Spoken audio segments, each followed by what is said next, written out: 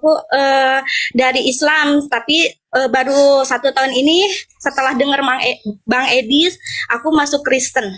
Puji Tuhan. Ya, Ya. betul. Kok bisa gitu? Kok bisa Anda setahun dengerin saya akhirnya murtad dari Islam? Tapi dites dulu karena jangan-jangan Anda berbohong. Coba dites dulu. Gini, kalau Anda memang tadinya Muslim, pasti Anda sholat ya.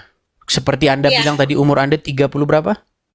38. 38. Berarti 37 tahun Anda menjadi seorang muslimah. Coba buktikan dulu. Coba bacakan satu surat kah atau doa sholat atau bagaimana? Coba.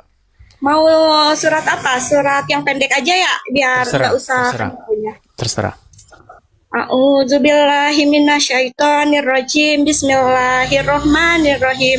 Qul huwallahu ahad, Allahus somad. Lam yalid wa lam yulad wa lam yakul lahu kufuwan ahad. Sah, sah, muslim.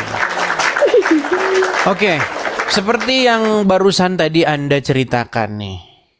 Anda 37 tahun muslimah, setahun dengerin Edis TV, lalu murtad dari Islam dan masuk Kristen.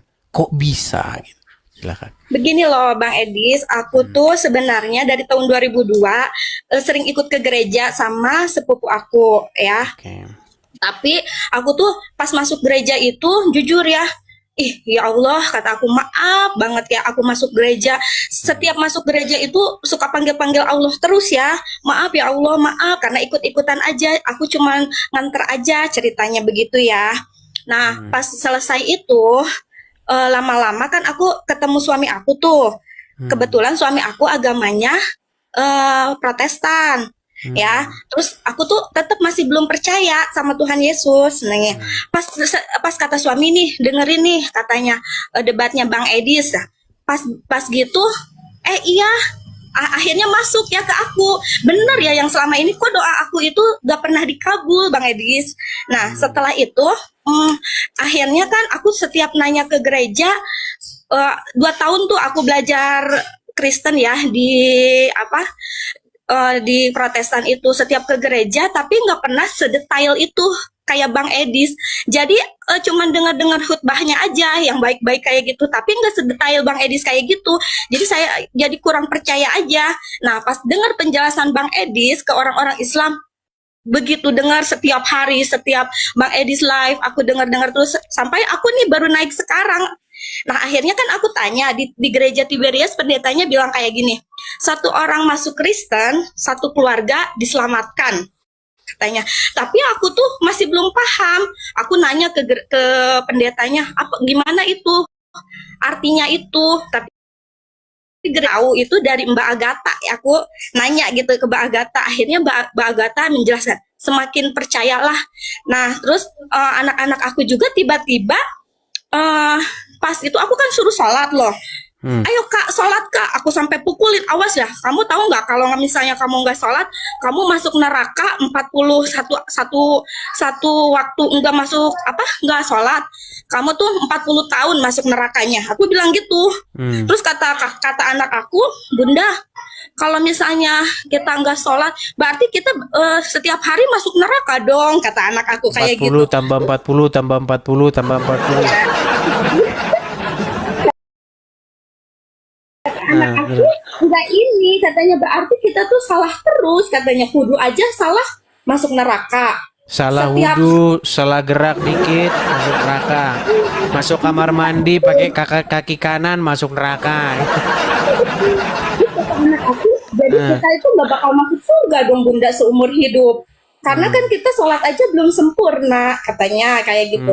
Ya udahlah, pas gitu aku terus ngikutin Bang Edis. Dan aku baca Alkitab, anak aku juga sampai hafal tuh Alkitab, serius Bang Edis. Aku baca dari Kejadian sampai terakhir itu, aku baca, walaupun belum sepenuhnya. Nah, anak aku yang laki-laki, puji Tuhan, sekarang malahan lebih pintaran dia. Terus anak aku yang kedua dan yang ketiga juga lagi mendalami Bible. Nah, yang jadi pertanyaan aku ingin bertanya sama Bang Edis, benarkah satu orang Satu orang masuk Kristen, satu keluarga diselamatkan. Itu. Ya, baik. Jadi begini, sebenarnya bukan satu orang masuk Kristen gitu. Kalau satu orang diselamatkan, maka seisi keluarga itu akan diselamatkan. Itu ya, itu ada di dalam kitab Yosua ya. Jadi itu berbicara mengenai bagaimana ada seorang pemberita yang masuk keluarga, itu seluruh keluarga itu akan ikut juga diselamatkan, seperti itu. Jadi Sebenarnya suami aku itu nggak pernah menyuruh aku ikut ini, berserah kata suami mau ikut ini, nggak ada suamiku ngajak-ngajak. Tapi aku setelah dengar penjelasan Bang Edis dan setelah baca kitab ternyata benar semua gitu. Aku selama ini baca Al-Quran, aku bisa ngaji, pinter tajwid kayak gitu ya, tapi aku nggak tahu artinya. betul itu betul. Nah, ini saya nggak mungkin ngomong di luar apa yang saya alami ya. Jadi saya itu mengalami sendiri. Nah, seperti Anda yang sudah setahun nonton saya, Anda kan tahu begitu lalu lalang orang Islam masuk ke sini. Nah, dari yang lalu lalang masuk ke sini itu saya tanyain, waktu kamu baca huruf ini artinya apa? Itu memang 98% dia nggak tahu. Auzubillahiminasyaitonirrajim. Artinya apa? Oh. Memang seperti itu. Dan masa saya mau menyimpulkan sesuatu yang nggak saya alami? Saya harus menyimpulkan sesuatu yang saya alami. Nah, dari 100 orang yang naik ke sini, 98% memang hanya membaca huruf-huruf Arab, dia tidak tahu apa yang dibaca. Kamu kan pinter ngaji, kamu pinter hadis, kamu sekolah agama 6 tahun ya, sekolah Islam, tapi kamu nggak tahu artinya, kayak gitu. Bang Edis. Dan akhirnya sampai aku dimusuhin sama kakak aku, dijauhin sama keluargaku. Tapi aku sekarang hidup sekeluarga sama suamiku, jauh dari mereka karena mereka nggak setuju kalau aku pindah agama. Tapi kata aku kalau misalnya hidup itu nggak usah bawa-bawa agama gitu ya kan, kata aku. Toleransi aja, agama kan pilihan Pilihan masing-masing. masing-masing, ya betul. Dan nanti juga dihakimin juga sesuai agamanya masing-masing, kata aku bilang kayak gitu. Sampai sekarang aku dimusuhin sama keluargaku, Bang Edis. Tapi kan tapi aku yakin yang penting aku tetap sekarang di jalan yang benar kayak gitu. Iya. Oke. Ini yang menjadi pertanyaan nih, mohon maaf nih. Berarti waktu suami nyuruh nonton channel debat-debat seperti Debat Edis TV ini, itu baru setahun belakangan ini ya? Sebelum-sebelumnya cuek-cuek aja, nggak pernah ngomongin agama gitu ya? Sebelum-sebelumnya enggak, cuman aku ikut ke gereja dari tahun 2022. Oh. Setiap Kamis malam Jumat sama hari Minggu aku ke gereja setiap itu. Tapi hanya sekedar ikut-ikut, denger-denger gitu aja ya? Tapi entah kenapa di dalam gereja itu kayaknya pas kita doa itu benar-benar ada, kayaknya Tuhan itu ada. Kayak Nggak- Tuhan itu hadir kayak gitu. Nggak cuman hafal-hafalan. Amin.